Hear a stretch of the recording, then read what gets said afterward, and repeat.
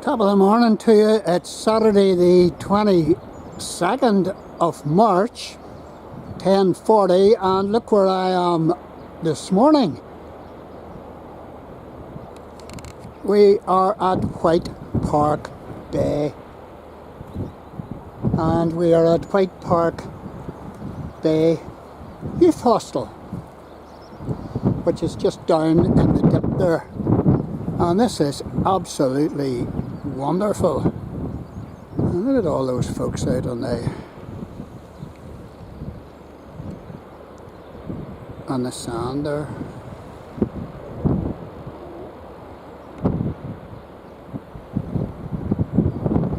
I was thinking of going for an early morning dip, but maybe not.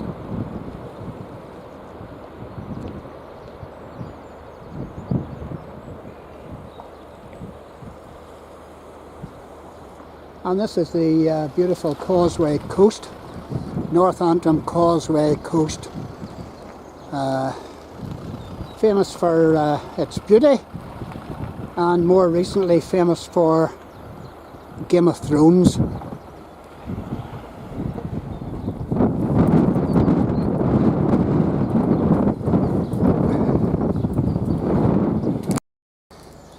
And in all my days, never been here before.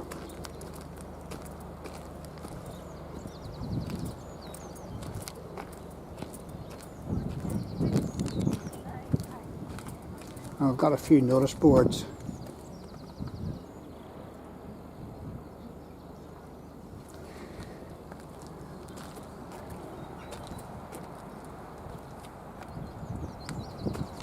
Talking about disturbance of seals here.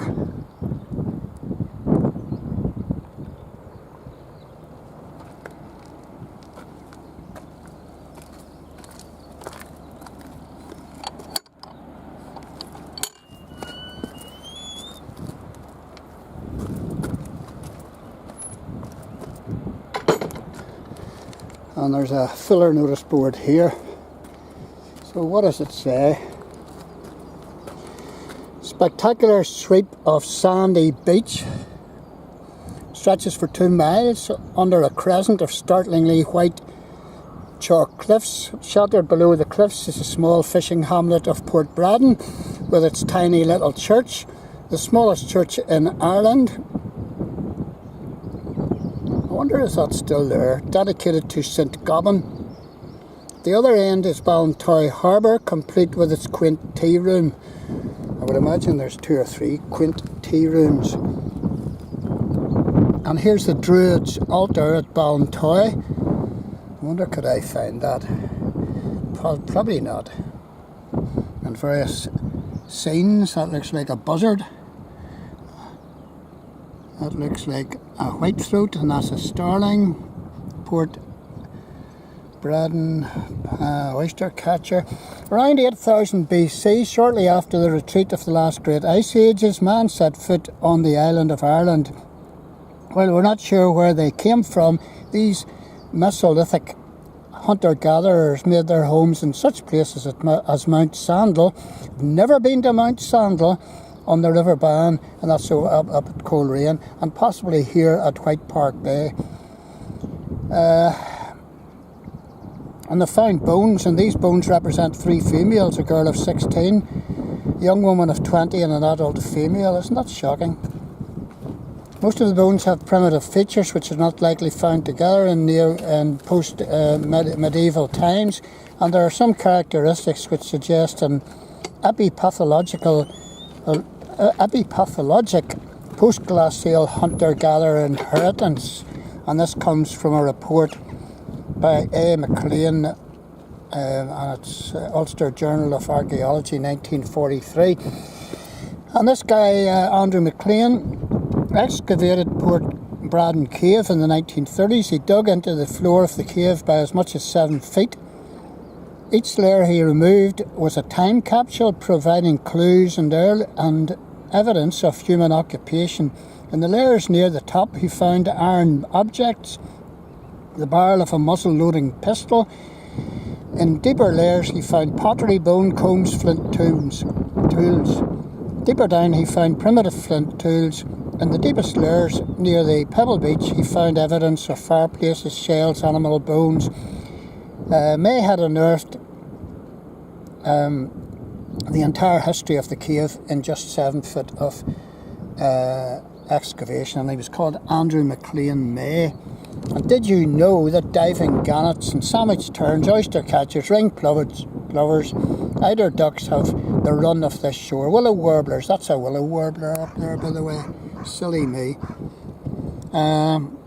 Stone chats, meadow pipits and skylarks noisily defend the grasslands. High above the cliffs you can see fulmars soaring and gliding, while starlings surge and swifts and house martins dart and dive below the sky. You may be lucky to see 1 or 2 buzzards, or perhaps a whitethroat, or even a shy garden warbler who visit in summer. Well, they'll not be here at this time of year just yet. So, this is Whitepark Bay. Are you local? Hello, how are you? Are you local? No, we're not. You're not? Just a wee trip down? Yeah. Beautiful, isn't it? Ah, it's absolutely stunning. Isn't it? Stunning. Never been here in my life. Hope you know where you're from. Oh, I'm originally Banbridge, but we're at Gilnahirk now, just at Knock. That's the first time you've been here. First time we've been here, but I mean we've been up on top of the cliffs, but never down this length. Didn't even know about it, you know, which is absolutely ridiculous for me. Oh, it is. Well, this is a really popular place for walkers, people getting their heads showered. And that couple there that I was just talking to, they come here every weekend. They come up from Portadown, which is a right old drive.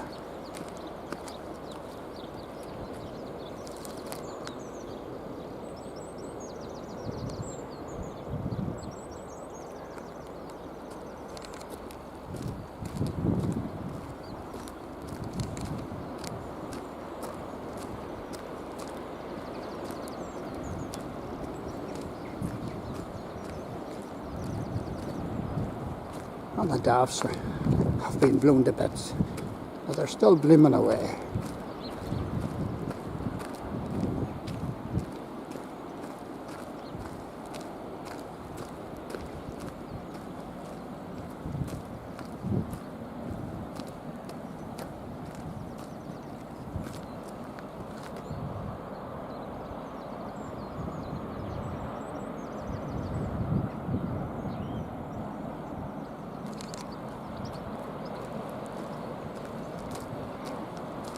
And you know, if Northern Ireland had a wee bit better weather, if the temperatures were a wee bit higher, you know, it would be a fabulous place.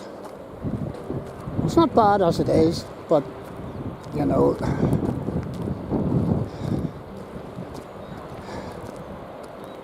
it gets very cold and gets very wet. And there's a wee signboard here, let's see what that says.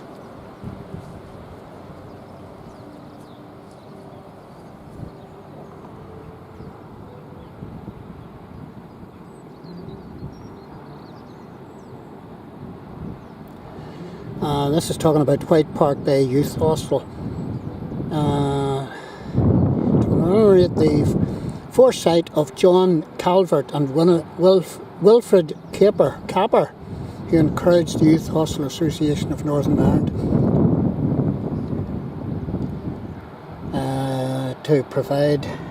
to initiate a public appeal in 1936, supported by the Pilgrim Trust, to purchase and protect this beautiful place for the future of all. That's fabulous.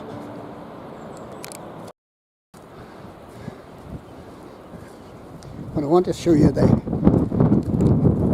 view round the side here.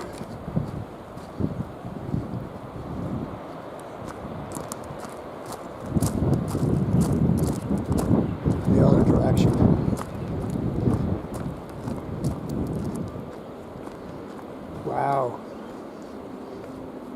Look at the headland there.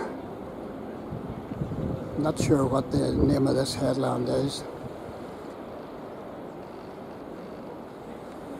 but maybe we'll get another video later on with that in it. Not even sure what I'm looking at, the headlands. Or this wee house down here, what's it all about? Is that a fisherman's house? Who knows?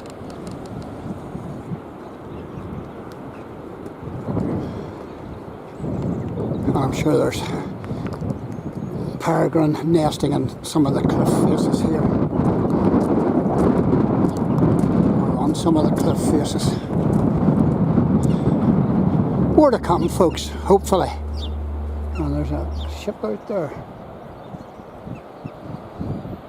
But I can't get it. Don't see it.